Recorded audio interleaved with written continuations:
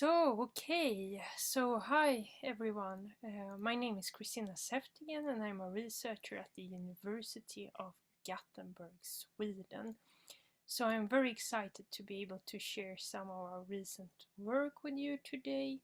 And the title of my presentation is Can Blue Intensity from Cool and Humid Scandinavia also be used to reconstruct past drought?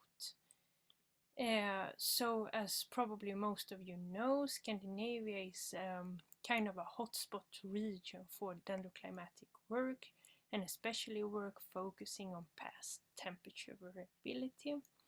But in our group we have also directed quite some effort in trying to use tree rings to also reconstruct past hydroclimate for the region. So we have conducted quite some field work especially in Sweden, looking for this kind of sites. So kind of drought-prone sites, as you can see, where trees are the growth of the trees is really kind of dependent to moisture availability. So sites with thin soil layers, a lot of bedrock outcrop, and we have also mainly targeted Pinus sylvestris, since this is quite a long-lived species in the region, and also we know that it is drought sensitive. So this fieldwork resulted in this network, so more than 25 sites, mainly in southern central Sweden. And what we have done is to measure ring width on these trees, and the ring width, as we can see here are the size and here are the correlations with monthly rainfall. We see that there is a nice summer precipitation signal in the ring width of these trees.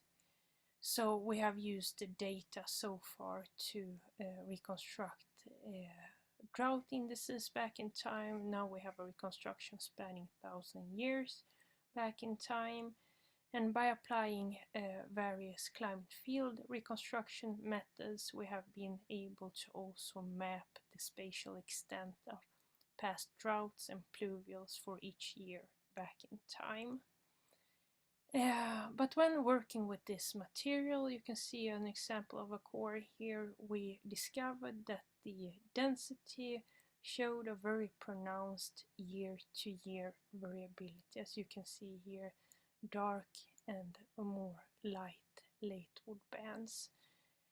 So in this case study published in Climate Dynamics in 2020, we took a subset of our network, a transect of 5 sites, transect from north to south, and we also performed some BI measurements on this data. So parameters that we measured were maximum BI, earlywood BI, and also the delta BI parameter, which is the simply the difference between maximum BI and earlywood BI. To kind of capture the regional common variability in this region, we performed a PCA separately on each parameter in all subsequent analysis. So first of all, we wanted to check out the R-bar, the common signal amongst these parameters, and also the autocorrelation, the first order autocorrelation, which you see in this right plot. So the R-bar results showed that the MXBI and the delta BI had the strongest statistics above 0.4, but we also found a rather large intersite spread in the R-bar statistics in this region. The ring width, the latewood width and the earlywood width showed less strong R-bar, but on the other hand also less spread in the statistics among sites. The earlywood BI really stand out by having a very low R-bar, so 0.18 in the median median value in this region. When it comes to the first order autocorrelation, we see that the ring width and the early wood width are the only two parameters having a significant autocorrelation, while all the BI parameters they have a non-significant first order autocorrelation, which is interestingly more alike the precipitation target data autocorrelation in this summer precipitation in this region, which is kind of interesting.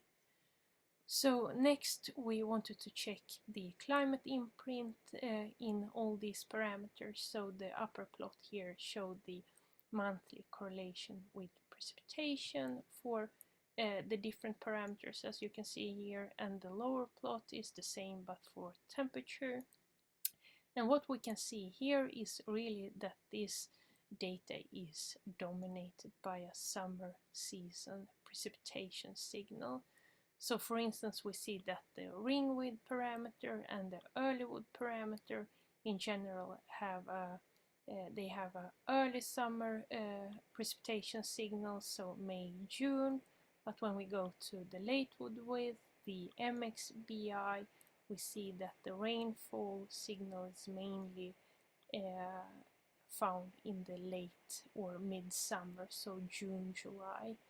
The delta BI parameters show by far, or not by far, it shows the strongest correlations, and it reaches up to 0.75, and I must stress that these are with high pass filtered temperature precipitation data. So and also we see that the seasonal window for the delta BI is a bit perhaps more extended than for the rest of the parameters, so from May to July.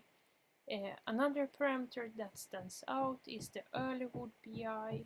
So despite having a rather low R-bar statistics, we see that this parameter has a significant climate correlation or climate signal, and interestingly we find a late winter spring temperature signal, so February through May, which is kind of an unusual signal in dendroclimatic studies. Next we wanted to check out the spatial extent of the signals. So these are the delta BI chronology versus gridded May, June, July precipitation point-by-point correlations. And these are, the plot here is for tree ring width for the same May, June, July precipitation data. And we see that both delta BI and ring width show very similar spatial fingerprint, but in this plot here, this is basically the difference between the delta BI and the ring width signal. We see that this plot shows here that the delta BI has a roughly 0.3 stronger correlation values in this region. The last plot here are the point-by-point correlations between the early wood BI and the late winter spring temperatures, and we see also quite okay correlations and quite a large area here. So next we wanted to assess the climate reconstruction potential, and here I show the results for the delta BI and I compare to ring width. So let's first look at this first plot. These are the running correlation between ring width and precipitation, monthly precipitation, and the lower plot here is the same but for delta BI. And here again we can see, so this is through the 20th century, we can see that the ring width has a more narrow seasonal window signal than the delta BI. What we also see is that the ring width signal is perhaps a bit more unstable through time than the BI signal. And this is of course mirrored in the calibration verification statistics. So if we first look at the May, June, July signal, so for BI, we see that BI is able to capture 56% of the variance in the May, June, July precipitation, while for the same season the ring width is only able to explain 37% of the variability. But if we narrow down the precipitation to May, June, then we see that ring width can explain about 50% of the variability. This is how it can look like. So the red line here on top, it's the ring width reconstruction against the target data, the CRU May, June, July precipitation data, and on the bottom here is the same, but for the delta BI. So we see once again that the correlation between the ring width reconstruction and the precipitation target is 0.6 then for ring width, and 0.75 for the BI, delta BI data. So once again the delta BI performs better. What we on the other hand also can see from this bottom plot is that when we have very dry years, we see that the delta BI data generally overestimate the precipitation deficit, as you can see here.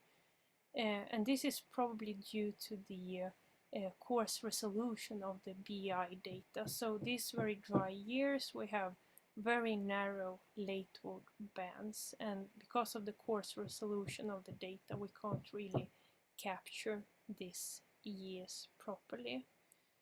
So just to conclude this results, so we found that there is a great potential in using wood density of Pinus sylvestris from these very well-drained drought-prone sites for reconstructing past hydroclimate, even if the overall climate of this region is quite wet and cool otherwise. We highlight specifically the potential of delta BI parameter, which we show can explain more than 55% of the variance in the warm season high pass filtered precipitation, which is quite a lot more than the ring widths alone are able to explain. And these results are great news for those of us who are working with high latitude northern hemisphere hydroclimate reconstructions, since there are right now few truly moisture sensitive high resolution data in this region. So we need to look for other parameters, other proxy data, and we see here that the wood density and BI could be such data. Also in Fennoscandia it's very good news for us, because right now we have several long moisture sensitive tree ring proxy records in this region, but they are only measured for ring width right now. So there is an unrealized potential, and we hope that we can process this for BI eventually. So before finishing this talk, I would just like to say a few words about our ongoing research. So we have now processed the data for BI, but we are currently also looking at the dendroanatomy of these samples. So by doing high resolution dendroanatomy on cell level, we hope to increase the climate signal, even the strength of the climate signal even further. We hope even to get a higher precision in the target season determination. And also we are very interested in discrete features that we can see in these samples. So for instance, blue rings, as you can see in this image here. So I hope you can all see this. This is the 2018 ring. As probably many of you know, this was a very dry year, and we can see this blue ring with only, yeah, it's partially unlignified late wood cells here that we can see. Excuse me. We see also, for example, 1940s, it's not a blue ring, but the late wood cells are having this kind of blue ring-like structure that we are very keen to explore more. We have also plenty of intraannual density fluctuations in this material, and it will be interesting to see how and why they are yeah, like this. So I think it's very interesting continuation of this hydroclimate work. So with that, I want to say thank you, and please, if you have any questions, comments, don't hesitate to contact me. Here is my email address. So thank you very much.